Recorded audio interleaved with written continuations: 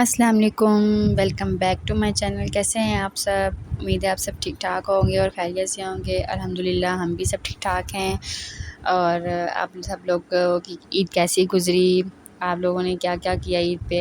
हम लोगों की तो बहुत ही बोर, मेरी तो खैर बहुत ही बोर गुज़री। ठीक है। और ना पता नहीं जैसे वक्त गुज़रा है बच्चों के साथ, तो अब ईद की वो खुशी नहीं रही ना।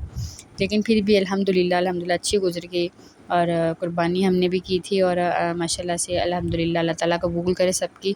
तो अच्छी गुज़र गई थी। अभी जो है ये हम लोग ना, ये मेरे हस्बैंड कार को वॉश कर रहे थे घर पे ही। वैसे तो हम लोग बाहर से ये लोग करवा लाते हैं वॉश, लेकिन आज क्योंकि मौसम गर्मी का था तो वो कहते चलो घर पे ही कर लेते हैं।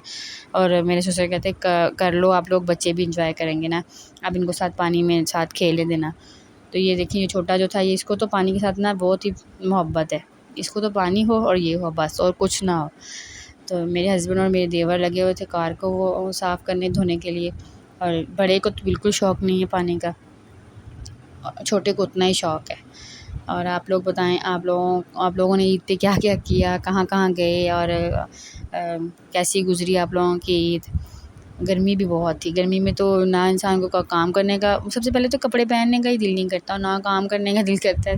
और इस ईद पे तो काम भी बहुत ज़्यादा होता है ना। तो गर्मी भी इतनी सी ज़्यादा थी और गोश्त तो फिर खाया भी नहीं गया इतना ज़्यादा। तो यहाँ पे ये देखा, पाइप पकड़ के इतना खुश था ना ये। इसको 2 दफ़ा हम लोग अंदर लाए हैं, मतलब पकड़ के वो मुझे पकड़ा गए हैं अंदर के, पकड़ लिया, अभी इसको तंग कर रहा है। ये फिर मेरे से ना हाथ छुड़ा के बाहर भाग रहा था। और साथ में ये मैंने पैकिंग की हुई थी क्योंकि मैं जा रही थी फैसलाबाद अपने मायके। इब्राहिम की छुट्टियां थी तो मेरा पहले से ये प्लान था कि मैंने ईद के बाद जो है जाना है। और मेरी मम्मा मुझे आज लेने आ रही थी, तो मैंने अपनी पैकिंग ऑलमोस्ट कर ली थी सारी और रेडी थे। अब वो आ रही थी तो अभी मेरे हस्बैंड ने कार वॉश करके ना, तो उनको लेने जाना था बस स्टॉप पे। और यहाँ पे ये कपड़े थे कुछ, मैंने इनके प्रेस करने थे। इब्राहिम के बाबा के, अपने हस्बैंड के साथ मैंने ना कमरे को भी साफ़ कर लिया था। और यहाँ पे मैं इनसे ना गपशप कर रही थी कि आप इधर मुँह करें, मैं आपकी वीडियो बना रही हूँ। कहते हैं आप अपना व्लॉग बनाओ, मुझे अपना काम करने दो। तो माशाल्लाह से बहुत सपोर्टिव हैं और ना बहुत सपोर्ट करते हैं मुझे।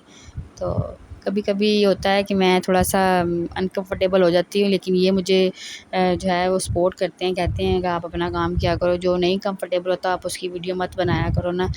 तो अल्लाह का लाख लाख शुक्र है अभी। लेकिन ये है कि मैं थोड़ा कम काम करती हूँ यूट्यूब पे, क्योंकि बच्चे छोटे हैं मेरे। और छोटा मुझे बहुत तंग करता है ना, बहुत कभी कभी इतना क्रैंकी हो जाता है ना, तो मैंने जो वीडियो बनाई होती है ना मैं वो भी डिलीट कर देती हूँ, मतलब इतना मैं थक जाती हूँ। और फिर जॉइंट फैमिली में भी होता है तो ये हो के मसला कि आपने अपना अपना काम भी करना है, अपने बच्चे भी मैनेज करने हैं, और फिर बाद में जो टाइम बचता है उसमें आपने अपना जो पर्सनल काम है वो करना है। खैर चल रहा है, वक्त गुज़र रहा है। तो यहाँ पे जो मेरे देवर थे वो भी अपनी जो बाइक थे वो भी धोने लग गए थे, कहते वो भी साफ़ कर लेते हैं। ज़ाहिर सी बात है अब छुट्टियाँ ख़त्म होने वाली हैं कल से, तो मंडे से तो फिर इनको जाना है, वर्किंग शुरू हो जानी इनके। तो कहते चलो साफ़ कर लेते हैं। और इस पे ज़बरदस्ती पानी डाल रहे थे इब्राहिम पे, और इसने बाद में मुझे इतना तंग किया ना कि मुझे गीला क्यों किया, मेरे कपड़े क्यों गीले किए। इसको बहुत डर लगता है नहाने से, गीला होने से, पानी से इसको बहुत डर लगता है। बड़ी मुश्किल से मैं इसको नहलाती हूँ।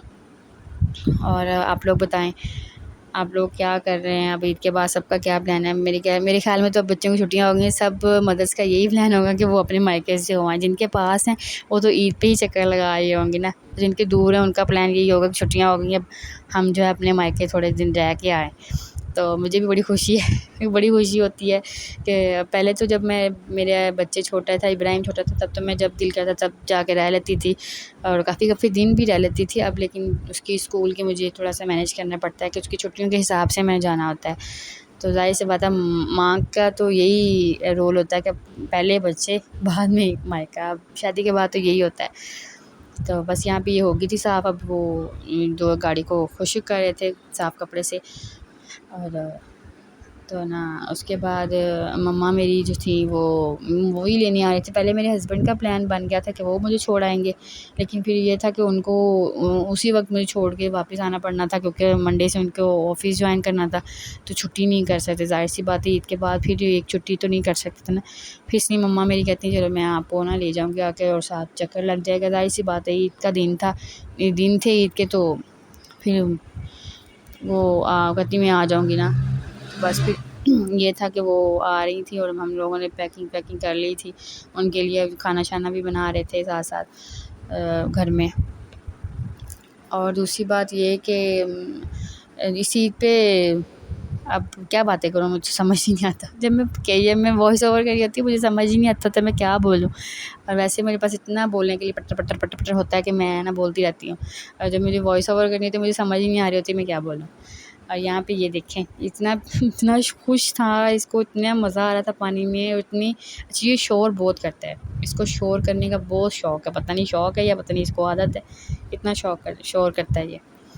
और ना इसको पानी से निकालने के बाद भी, इसको अंदर आने के बाद भी इसने इतनी देर ज़िद की ना कि मुझे बाहर ही जाना है।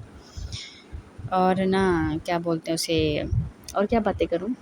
आप लोगों ने ईद के पहले दिन हमारे घर तो ईद के पहले दिन गेस्ट आ गए थे, क्योंकि हम यहाँ पे इस्लामाबाद में हम अकेले ही होते हैं फैमिली, मतलब हमारी बाकी सारी फैमिली रिलेटिव्स वगैरह सब फैसलाबाद में होते हैं, तो हम लोग यहाँ पे अकेले थे। तो हमारे जो जानने वाले थे कुछ एक फैमिली थी हमारी इधर, तो हम लोगों ने उनको ही ईद पे इन्वाइट कर लिया था। दोपहर का खाना हमने उन्हीं के साथ खाया था। फिर ईद के दूसरे दिन जो है मेरे कज़न्स आ गए थे, मतलब मेरे जो ससुराल वालों की तरफ से उनके मतलब कज़न्स आ गए थे, फिर उनके साथ।